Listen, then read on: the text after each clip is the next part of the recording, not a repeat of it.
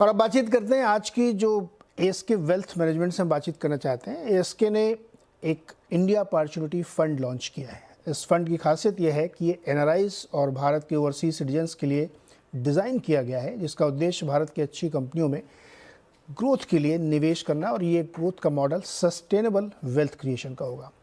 Fund में क्या क्या होगा और क्या खास बात है और क्यों इस वक्त को चुना गया, इन सब पे बातचीत करने के लिए हमारे साथ है एएसके प्राइवेट वेल्थ के सीईओ और senior managing partner Somnath Mukherjee. Mukherjee दादा, बहुत बहुत स्वागत है आपका सीएनबीसी आवाज़ पर। तो पहले तो सर समझाइए कि ये फंड की टाइमिंग, जैसा मैंने सोचा कि टाइमिंग क्या आपने रखी है, और प्लस ये जिनको आप टारगेट कर रहे हैं ऑडियंस, तो कितना अच्छे रिस्पांस के आप एक्सपेक्टेशन रख रहे हैं या आ रहा है? शुक्रिया नीरज, हमें बुलाने के लिए।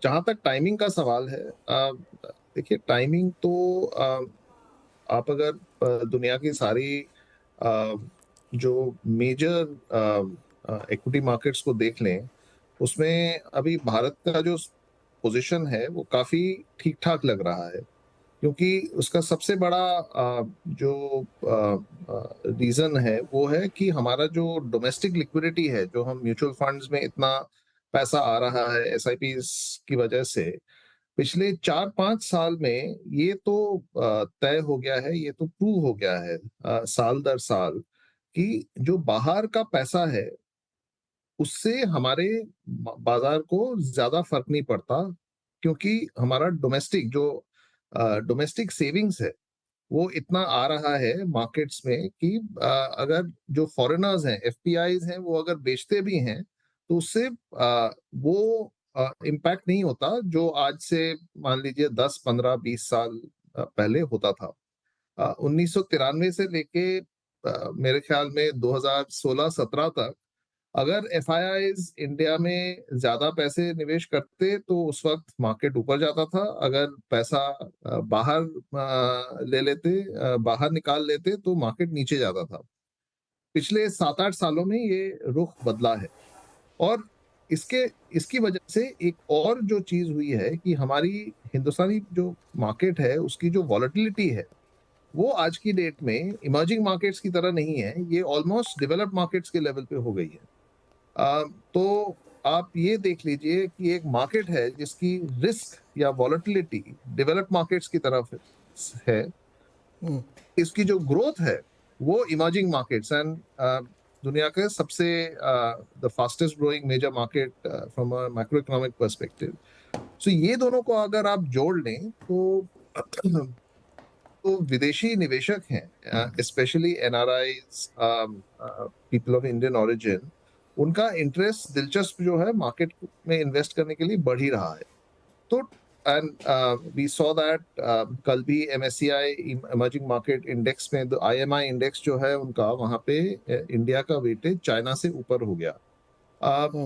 तो इतना जब इंडिया का मार्केट जिस तरह से पोजिशन्ड है ग्लोबली, तो हमें लगता है कि जो एनआरआई और विदेशी इन्वेस्टर्स हैं जिनको इंडिया में इन्वेस्ट करना है, और एज दे से जिन्होंने अभी तक या तो इन्वेस्ट नहीं किया है या जितना उनका पोजीशन साइज होना चाहिए था उतना नहीं हुआ है, तो पिछले अगले 10-15 साल के लिए तो काफी अच्छा दिख रहा है। तो उन जी। निवेशकों के लिए ही ये फंड हमने लॉन्च किया है। सो मिस्टर सोमनाथ, इंडियन इक्विटीज़ इसका आप फोकस होगा जिस पे आप निवेश करेंगे, और आपने एक वर्ड हमने जो पढ़ा उसमें कि सस्टेनेबल ग्रोथ और क्वालिटी कंपनी में फोकस। तो मुझे वो यूनिवर्स बताइए, कहाँ कहाँ पे आप निवेश करेंगे इंडियन इक्विटीज़ में खास तौर पे? सो फंड का जो फोकस होगा उसमें 2-3 खासियत है इस फंड में। एक तो सबसे बड़ी खासियत ये है कि ये एक ऐसा फंड होगा जो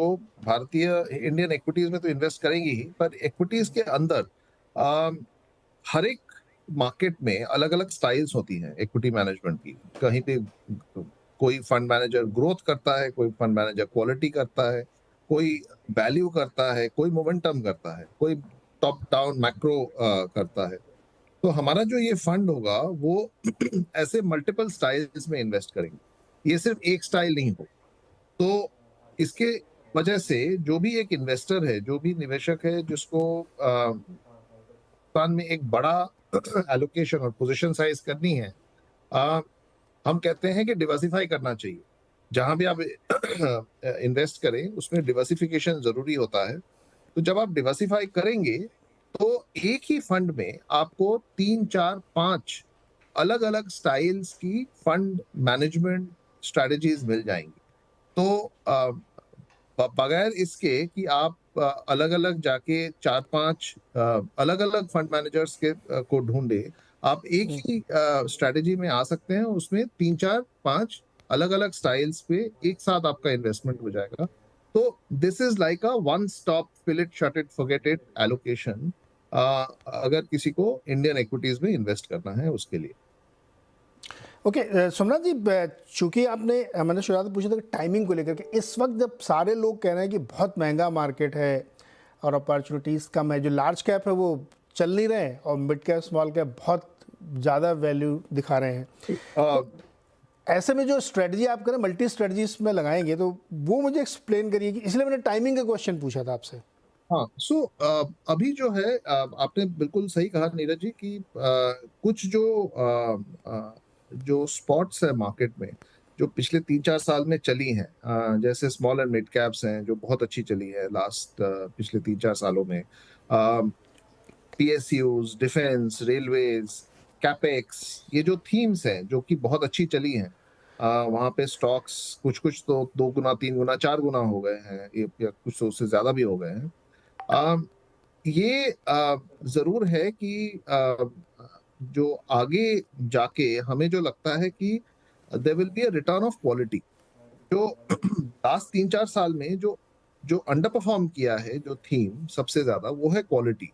जो बड़ी कंपनियां हैं, जो जिसकी आरओईज, डेट इक्विटी रेशियो वगैरह सबसे अच्छी है, in some way they have underperform the broader markets. क्योंकि जो दूसरी स्पेसेस हैं, जो छोटी कंपनियां हैं, उन्होंने बहुत ज्यादा परफॉर्म किया है, लिक्विडिटी भी बहुत ज्यादा उन्हीं पे आया है। आप अगर देखें इस साल म्यूचुअल फंड्स में जितनी भी नेट फ्लोज आई हैं, तकरीबन 60 70% नेट फ्लोज जो हैं वो थीमेटिक फंड्स में आए हैं। सो ये है जो पिछले 3 4 साल में जहां पे सबसे ज्यादा बढ़ोतरी हुई है, वहीं पे फ्लोज भी आते हैं। पर इसीलिए लगता है कि थोड़ा सा सेक्टर रोटेशन होने वाला है, होना जरूरी है, और हो भी रहा है।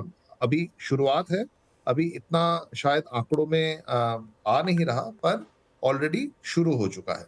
तो हमें लगता है कि आगे जाके अगले 1 2 साल में क्वालिटी का रिटर्न होगा। सो क्वालिटी लार्जर कंपनीज, जो बड़ी कंपनियां हैं क्वालिटी स्पेस में, वहां पे अपॉर्चुनिटीज ज्यादा हैं, बजाय कि जो पिछले 3 4 साल में जहां पे सबसे ज्यादा पैसे बने हैं छोटी कंपनियों में, उससे ज्यादा। ओके सोमनाथ जी, इसकी बेंचमार्किंग कैसे करेंगे? चूँकि जो जनरली हम लोग देखते हैं कि एक इन्वेस्टर सोचता है कि कैस कितना उसको रिटर्न मिलेगा, तो एक कोई बेंचमार्क मान लेता है, और इसमें चूँकि ओसीआई और एनआरआईज हैं तो वो डॉलर टर्म्स में भी इसको कैलकुलेट करने की कोशिश करेंगे, वो कैसे रखेंगे आप?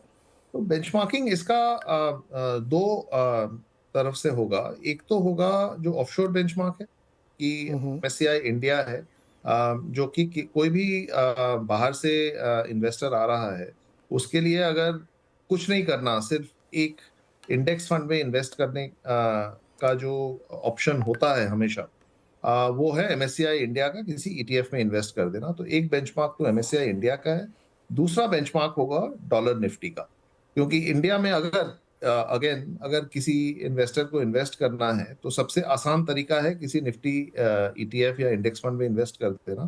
तो dollar Nifty is the other index. So MSCI India and dollar Nifty will be the two broad benchmarks, जहां पे हम अपना परफॉर्मेंस भी उसके अगेंस्ट उसको ट्रैक करेंगे। ओके बिल्कुल, वेरी इंटरेस्टिंग चीज़। अच्छा, एक चीज़ आपने कही सर कि आप क्वालिटी पे फोकस ज़्यादा आपका होना चाहिए, रादर की ग्रोथ, मोमेंटम, वैल्यू, इन सब के बजाय क्वालिटी पे, जो कि अभी अंडर वैल्यूड दिख रहे हैं आपको। क्या क्वालिटी में जाने से अल्फा क्रिएट होगा इस समय, चूँकि जब मोमेंटम का पूरा मार्केट बन चुका है और लिक्विडिटी ड्रिवन मार्केट है वहाँ पे? देखिए, मार्केट तो हमेशा लिक्विडिटी ड्रिवन ही होता है। ये तो काफ़ी डेफिनिशन। इस समय कुछ ज़्यादा ही है। हाँ, नहीं, लिक्विडिटी अगर नहीं है तो मार्केट नीचे गिरेगा। देखिए, हाँ, भाव कब ऊपर जाता है? जब the bids are higher than the offers. तो वो जब किसी चीज़ का डिमांड ज़्यादा है, सप्लाई थोड़ा कम है, तभी भाव ऊपर जाएगा। ये तो डिमांड सप्लाई का है। सो मार्केट तो लिक्विडिटी के ऊपर ही ऊपर या नीचे जाता है। तो वो बात नहीं है। बात ये है कि कहाँ पे जा रहा है। पिछले 3-4 सालों में जो लिक्विडिटी है मार्केट में, वो गया है मोस्टली छोटी कंपनियों में और ऐसी कंपनियों में जो उससे पहले 7-8 सालों से जहाँ पे ज़्यादा किसी को दिलचस्पी नहीं थी। इन्वेस्टर्स को भी नहीं थी और काफ़ी सालों से उन सब कंपनियों को कोई देख भी नहीं रहा था।